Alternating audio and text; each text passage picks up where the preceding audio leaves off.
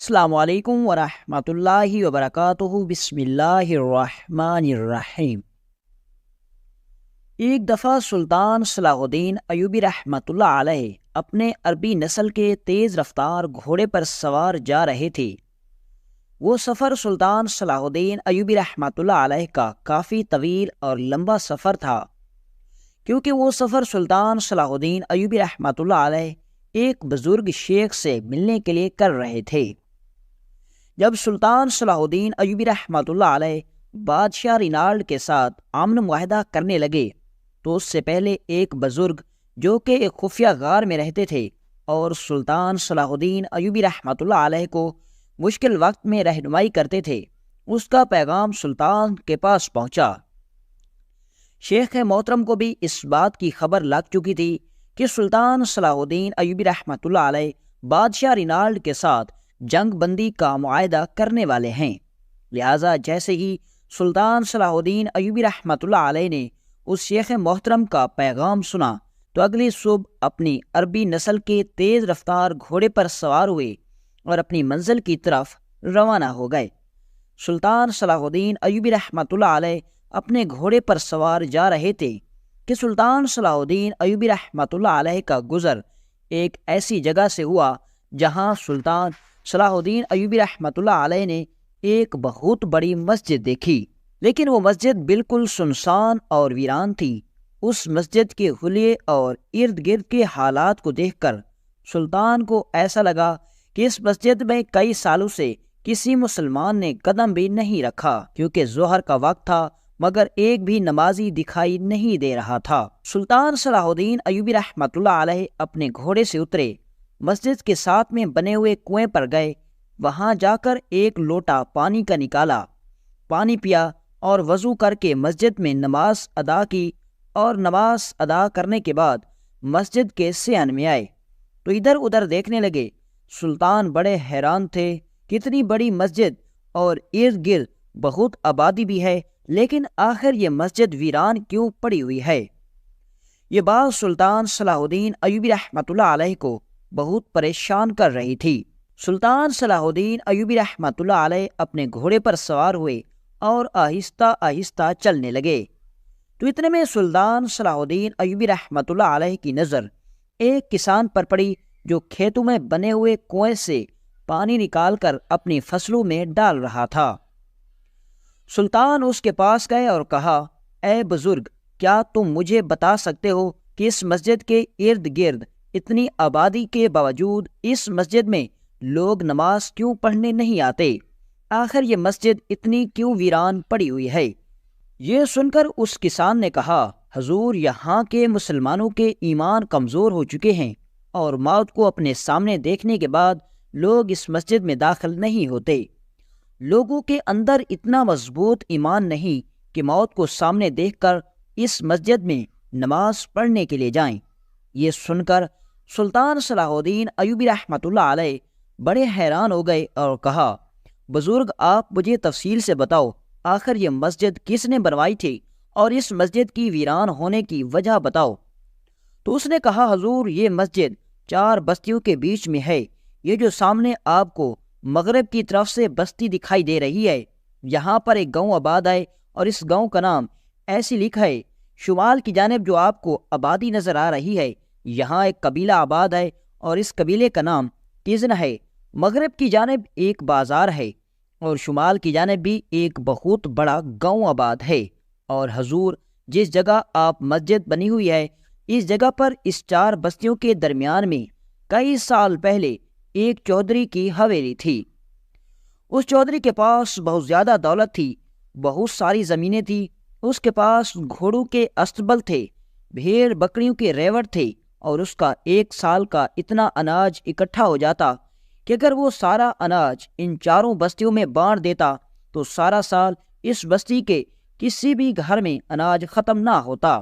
لیکن بدقسمتی سے اس چودھری کی کوئی اولاد نہیں تھی، وہ بے اولاد تھا، لیکن وہ چودھری بہت رحم دل اور نیک انسان تھا۔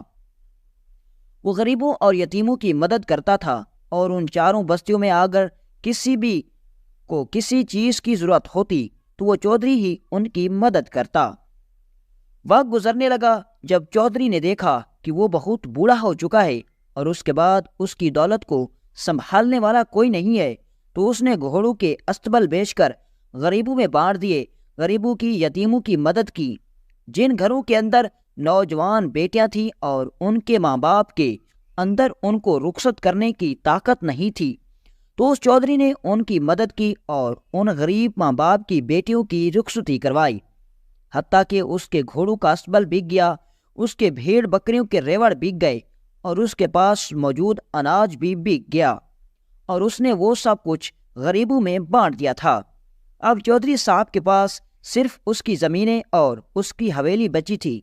اب چودھری صاحب نے سوچا کہ اگر میں اس حویلی کو بیچنا چاہتا ہوں تو ارد گرد میں کسی بھی آدمی کے پاس اتنی طاقت نہیں کہ وہ یہ حویلی خرید سکیں، لہٰذا چودھری صاحب نے اس کے پاس جتنی ارد گرد کی زمینیں تھیں اس نے بیچ کر اس حویلی کو گرا کر ایک بہت بڑی مسجد تعمیر کر دی، اور اس نے اسی جگہ پر اس لیے مسجد تعمیر کی کیونکہ اس جگہ کے ارد گرد جتنی بستیاں تھیں ساروں کو ایک ساتھ مسجد قریب پڑتی تھی۔ مسجد تعمیر ہونے کے چند سال بعد چودھری صاحب وفات پا گئے۔ چودھری صاحب نے امام رکھا جو ہماری بستی کے لوگوں کے بچوں کو تعلیم بھی دیتا اور ہمارے لوگوں کو اسلام کی دینی تعلیم کے بارے میں بھی آگاہ کرتا۔ حضور اس جگہ پر مسجد تعمیر ہونے سے پہلے اور امام صاحب سے پہلے لوگوں کے درمیان بہت جھگڑے ہوتے، حتیٰ کہ لوگ ایک دوسرے کو قتل کرنے پر آ جاتے،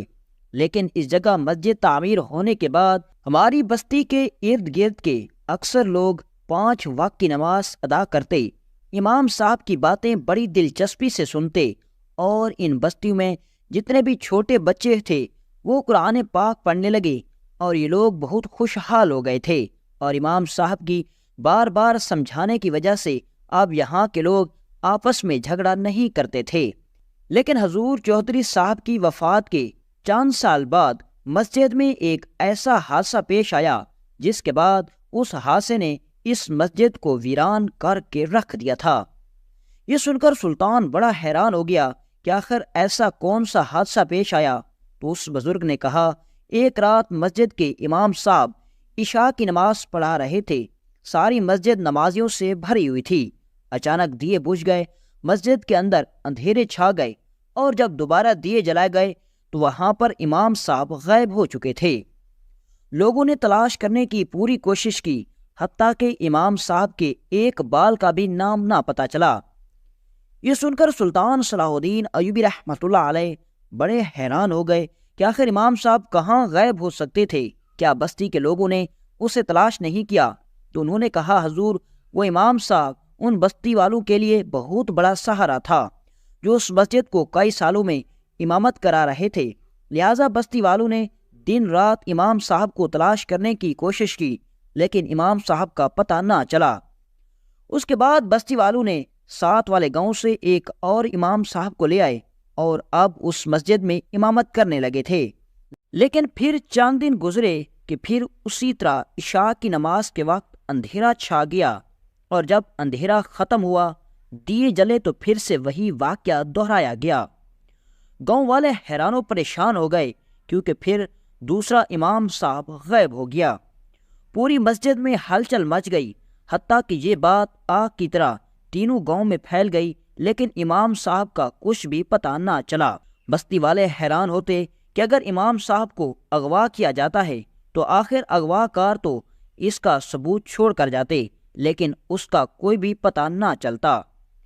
اب اس واقعے کے بعد پورے گاؤں میں مایوسی پھیل چکی تھی۔ اب اس مسجد میں کوئی بھی ڈر سے امامت نہ کرتا، اور اس ڈر کی وجہ سے اب گاؤں کے لوگوں نے بھی اس مسجد میں آنا بند کر دیا، اور آہستہ آہستہ وہ مسجد ویران ہونے لگی، اور اب 2 سے 3 سال گزر چکے ہیں کہ اس مسجد سے بھی لوگ دور دور سے چلتے ہیں۔ یہ سن کر سلطان صلاح الدین ایوبی رحمۃ اللہ علیہ بڑے حیران و پریشان ہو گئے کہ آخر اس مسجد میں ایسا کیا راز چھپا ہوا ہے۔ سلطان صلاح الدین ایوبی رحمۃ اللہ علیہ نے کہا، اے بزرگ، اگر میں اس مسجد میں امامت کرنا چاہوں تو کیا گاؤں والے مسجد میں نماز پڑھنے کے لیے آئیں گے؟ تو اس نے کہا، حضور 2 سے 3 سال گزر چکے ہیں، لوگ اپنے گھروں میں نماز ادا کرتے ہیں، لیکن اگر انہیں یہ خبر دی جائے کہ یہ سب کچھ جاننے کے باوجود بھی اس مسجد میں پھر سے امامت کرنے لگا ہے تو ہو سکتا ہے کہ لوگ آنا شروع ہو جائیں۔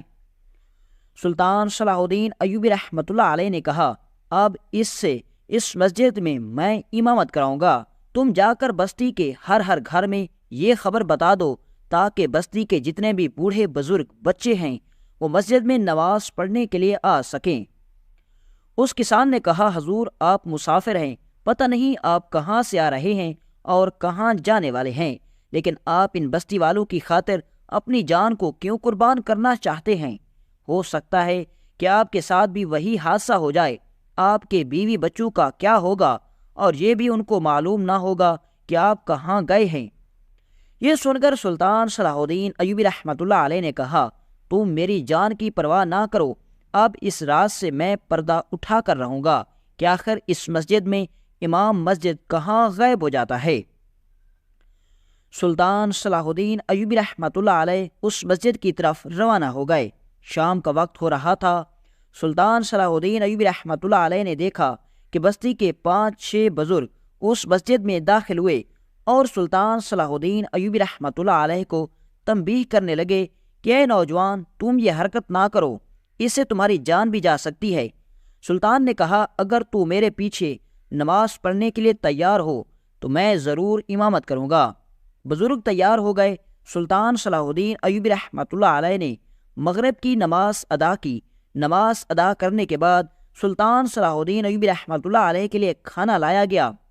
سلطان نے کھانا کھایا اور اس کے بعد قرآن پاک کی تلاوت میں بیٹھ گئے۔ عشاء کی نماز کا وقت ہوا۔ سلطان صلاح الدین ایوبی رحمۃ اللہ علیہ نے اذان دی۔ اذان دینے کے بعد مسجد میں بہت سارے لوگ جمع ہو گئے۔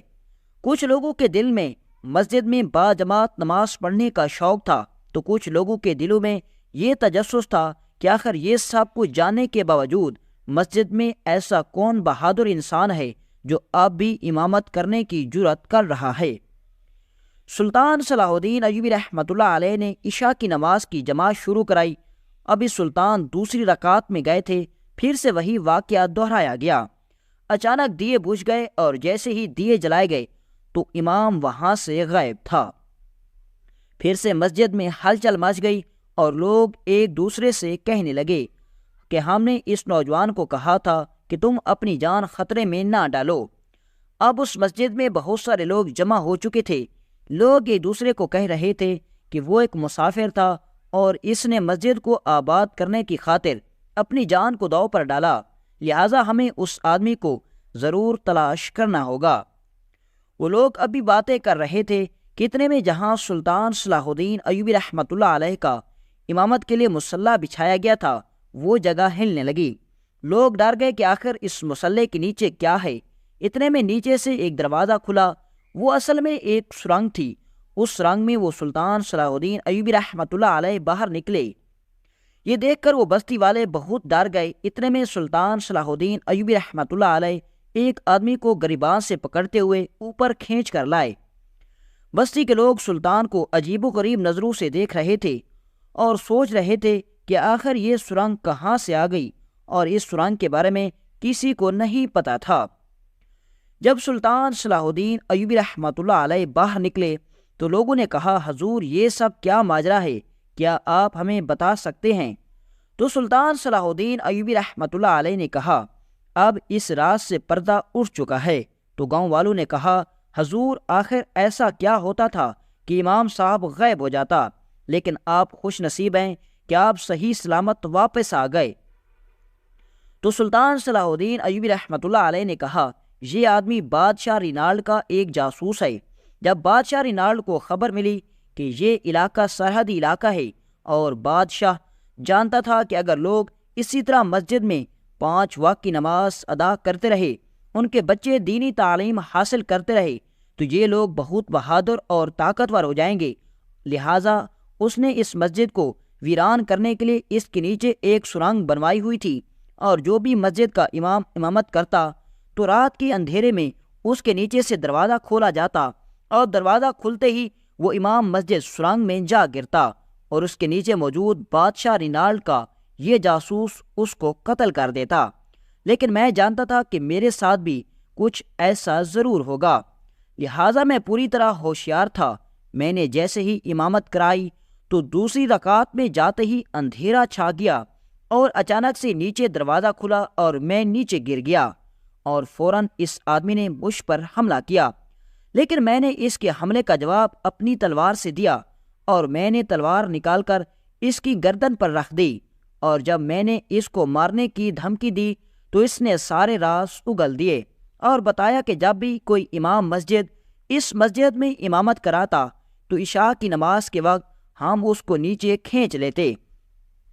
اور اس کو قتل کر دیتے، اور اسی ڈر کی وجہ سے اب اس مسجد میں کوئی امامت نہیں کراتا تھا، اور یہ مسجد اتنے سالوں سے ویران پڑی ہوئی تھی۔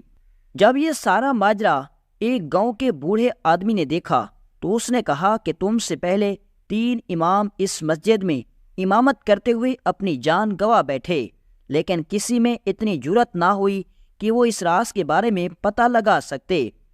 آپ واحد نوجوان ہیں کہ آپ اس بستی کے نہ ہوتے ہوئے تم نے اس بستی اور مسجد کی خاطر اپنی جان کو خطرے میں ڈالا، اور تم نے دشمن کو بل سے نکال ڈالا، لہذا تم کوئی عام آدمی نہیں ہو، بتاؤ تم کون ہو؟ تو سلطان صلاح الدین ایوبی رحمۃ اللہ علیہ نے کہا، تم نے درست فرمایا، میں اس سلطنت کا سلطان صلاح الدین ایوبی ہوں۔ جب یہ بات ان گاؤں کے لوگوں نے سنی تو وہ حیران و پریشان ہو گئے اور سلطان صلاح الدین ایوبی رحمۃ اللہ علیہ کا شکریہ ادا کرنے لگے، اور اس کے بعد اسی گاؤں میں ایک شہر کے مدرسے سے پڑھ کر آنے والا نوجوان اس مسجد کا امام بن گیا، اور وہ مسجد پہلے کی طرح آباد ہو گئی، اور اب اس مسجد میں پورے گاؤں کے لوگ نماز پڑھنے لگے، اور سلطان صلاح الدین ایوبی رحمۃ اللہ علیہ نے اپنی جان پر کھیل کر اپنی عقل مندی سے اس مسجد میں چھپے اس راز سے پردہ اٹھا دیا اور اس گاؤں کو اتنی بڑی مشکل سے نکال دیا۔ اور کہتے ہیں کہ پھر اس سلطان صلاح الدین ایوبی رحمۃ اللہ علیہ نے رینالڈ بادشاہ کے اس جاسوس کو اپنے گھوڑے کے پیچھے گھسیٹتے ہوئے اپنے محل میں لے گئے تھے، اور اس کا سر کاٹ کر محل کے دروازے پر لٹکا دیا گیا تھا،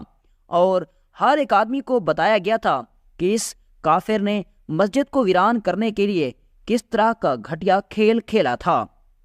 اور اسی طرح سلطان صلاح الدین ایوبی رحمۃ اللہ علیہ نے اپنی عقل مندی سے رینالڈ بادشاہ کے اتنے بڑے منصوبے کو خاک میں ملا ڈالا،